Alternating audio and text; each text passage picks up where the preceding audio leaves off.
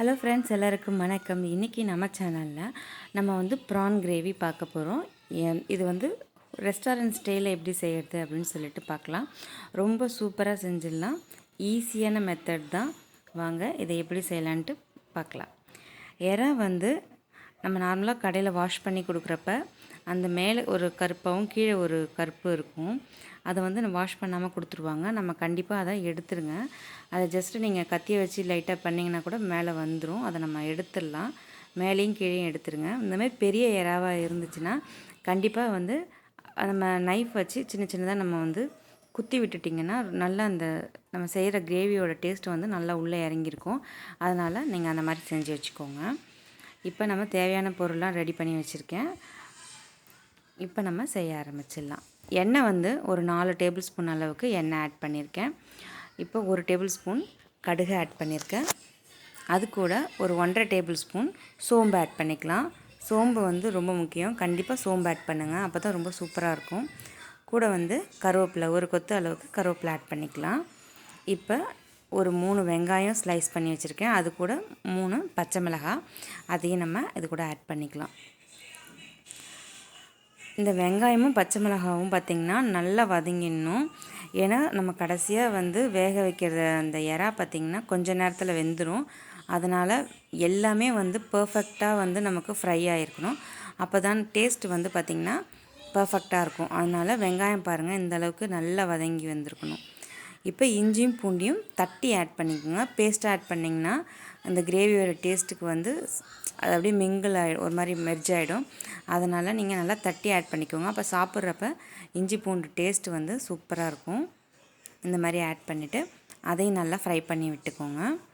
அது கூட வந்து நான் ஒரு 4 தக்காளி ஆட் பண்ணியிருக்கேன். இந்த 4 தக்காளி வந்து போதுமான அளவு இருக்கும். இது கூட சில பேர் வந்து புளி கூட ஆட் பண்ணுவாங்க. நம்ம புளி ஆட் பண்ணலை. அதனால் தக்காளி வந்து ஒரு 4 தக்காளி எடுத்துக்கோங்க. மிளகு, கொஞ்சம் சோம்பு, ரெண்டுத்தையும் மிக்ஸி ஜாரில் கொஞ்சம் பொடிச்சு வச்சுக்கோங்க. உருளைக்கிழங்கு வந்து ஒரு 3 எடுத்து வச்சுருக்கேன். இது உருளைக்கிழங்கு கூட நம்ம ப்ரான் சேர்த்து செய்யப்போ டேஸ்ட் ரொம்ப சூப்பராக இருக்கும்.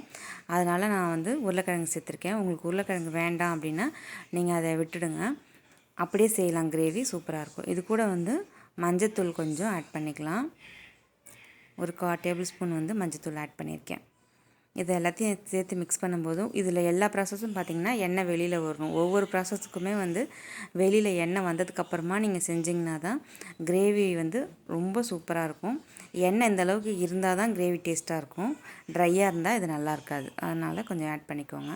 மிளகாத்தூள் வந்து ஒரு 2 டேபிள் ஸ்பூன் அளவுக்கு, மல்லித்தூள் வந்து ஒரு 4 டேபிள் ஸ்பூன் அளவுக்கு ஆட் பண்ணியிருக்கேன். உங்களுக்கு காரம் இன்னும் அதிகமாக வேணும்னா நீங்கள் அதிகமாக கூட ஆட் பண்ணிக்கோங்க. இதை நல்லா ஒரு மிக்ஸ் கொடுத்துக்கோங்க. இந்த எண்ணெய் வந்து இதுலேயும் வந்து பிரிஞ்சு வரணும். அதுக்கப்புறம் தான் நம்ம அடுத்த ஸ்டெப்பு போகணும். இந்த மாதிரி நம்ம கிரேவி செய்கிறப்ப எப்போதுமே எல்லாமே எண்ணெய் வெளியில் வந்ததுக்கப்புறமா செஞ்சோம்னா ரொம்ப சூப்பராக இருக்கும். இது கூட கொஞ்சம் நம்ம தண்ணி ஆட் பண்ணிக்கலாம். அப்போ தான் வந்து அந்த மசாலா வந்து நல்லா வேகும். அதனால் அந்த மசாலா நல்லா வெந்துருச்சு. இப்போ பார்த்திங்கன்னா எண்ணெய் நல்லா வெளியில் வந்துருச்சு. இது கூட வந்து கரம் மசாலா தூள் வந்து ஒரு 1/2 டேபிள் ஸ்பூன் அளவுக்கு ஆட் பண்ணிக்கிறேன். இப்போ சோம்பு, மிளகு நம்ம பொடிச்சு வச்சுருக்கோம் இல்லையா, அது ரொம்ப பொடிக்க வேண்டாம். லைட்டாக பொடிச்சிட்டு நீங்கள் ஆட் பண்ண போகிறோம். ரொம்ப பவுடர் மாதிரி வேண்டாம். ஒரு தட்டின அளவுக்கு இருந்தால் போதும். அப்போ டேஸ்ட் நல்லாயிருக்கும். கூட வந்து கொஞ்சம் உப்பு ஆட் பண்ணிக்கோங்க. இப்போ நம்ம உருளைக்கிழங்கு ஆட் பண்ணிக்கலாம். உருளைக்கிழங்கு கண்டிப்பாக போடணுன்றது கிடையாது. எனக்கு பிடிக்கும் அந்த ப்ரான் கூட சேர்த்து சாப்பிட்றப்ப, அதனால் நான் உருளைக்கிழங்கு ஆட் பண்ணியிருக்கேன். உருளைக்கிழங்கு ஆப்ஷனல் தான். நீங்கள் உங்களுக்கு வேண்டான்னா நீங்கள் விட்டுடுங்க. இப்போ நம்ம சுத்தம் பண்ணி வச்சுருக்கிற இறாலை சேர்த்துக்கலாம். இந்த மாதிரி மஞ்சத்தூள் போட்டு ஒரு வாட்டி வாஷ் பண்ணிவிட்டு வச்சுருங்க. இறா போட்டதுக்கப்புறம் பார்த்திங்கன்னா ரொம்ப நேரம் வேகவே கூடாது. ரொம்ப நேரம் இருந்துச்சுன்னா ரப்பர் மாதிரி ஆகிடும். அதேமாரி திருப்பி ரீஹீட் பண்ணுறேன்னு சொல்லிட்டு திருப்பி ரீஹீட் பண்ணிங்க அப்படின்னா அப்படியே ரப்பரி மாதிரி போயிடும். அதனால் திருப்பி ஹீட் பண்ணாதீங்க. இப்போ இதை போட்டுட்டு நல்லா ஒரு மிக்ஸ் கொடுத்துட்டு கொஞ்சம் நேரம் வச்சிங்கன்னா தண்ணி நல்லா வெளியில் விட்டுடும். அதில் எவ்வளோ தண்ணி வருதுன்னு பாருங்கள். இப்போ இந்த மாதிரி ஒரு ஃபுல் மிக்ஸ் கொடுத்துருங்க. எல்லாமே எல்லா பக்கமாக சேர்கிற மாதிரி மிக்ஸ் கொடுத்துட்டு நீங்கள் ஒரு தட்டு போட்டு மூடிட்டு சிம்மில் வச்சுருங்க. ஃபுல் ஃப்ளேமில் வச்சிங்கன்னா கீழே அடி பிடிச்சிரும். ஏன்னா நம்ம தண்ணி ஊற்ற போகிறது கிடையாது. அதனால் அடி பிடிச்சிரும். அதனால் சிம்மில் வச்சுட்டு மூடி வச்சுருங்க. இப்போ தண்ணி பார்த்திங்கன்னா விடுது கொஞ்சம் கொஞ்சமாக.